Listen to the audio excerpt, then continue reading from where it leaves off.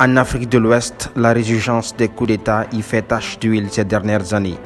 L'actuel président ivoirien Alassane Ouattara avait évoqué les causes des putschs militaires en Afrique lors d'un panel de discussion sur la démocratie en Afrique francophone à the United States Institute of Peace le 28 juillet 2011 à Washington. En effet, le leader du RHDP avait souligné que les coups d'État en Afrique sont le fruit du manque de démocratie et de la confiscation du pouvoir.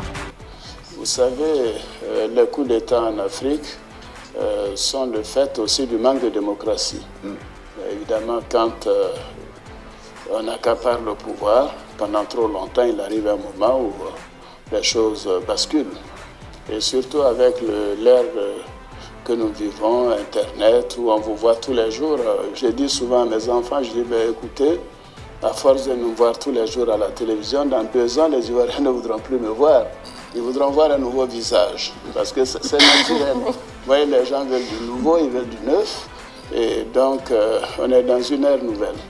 Et il faut s'adapter à cela, faire en sorte que, fondamentalement, on offre aux citoyens la sécurité.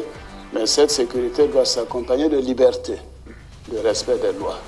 Élu en 2020, réélu en 2015 pour un deuxième mandat, Alassane Ouattara avait toujours gardé le doute sur ses intentions de briguer un troisième mandat.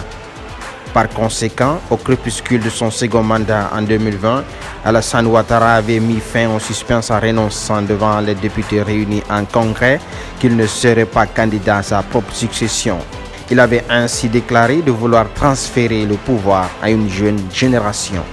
J'ai décidé de ne pas être candidat à l'élection présidentielle.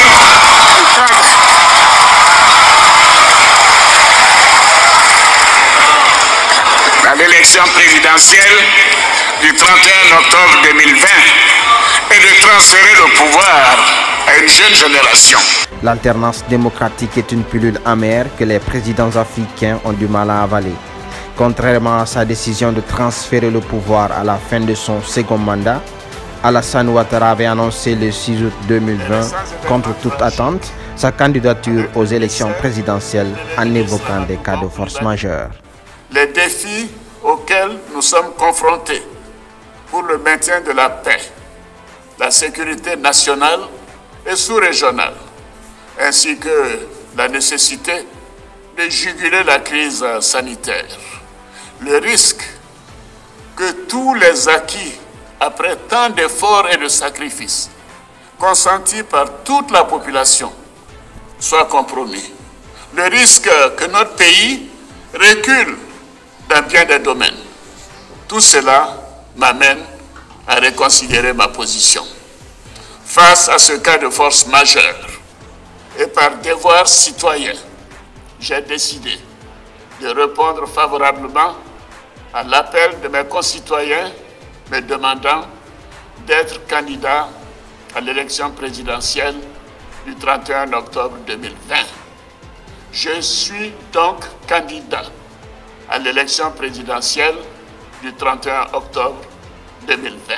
Par ailleurs, comme son ami et voisin guinéen Alpha Condé, Alassane Ouattara avait remporté les élections au compte d'un troisième mandat. Cependant, ce mandat de trop d'Alpha Condé n'a pas eu long feu. Il a été renversé le 5 septembre 2021 par le colonel Mamadi Doumbouya. Étant conscient que les putschs militaires sont causés par le manque de démocratie et la confiscation du pouvoir, le président Ouattara continue toujours d'imposer son visage aux Ivoiriens.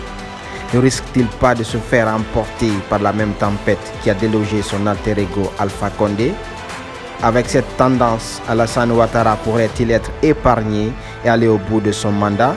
Le temps sera le meilleur juge.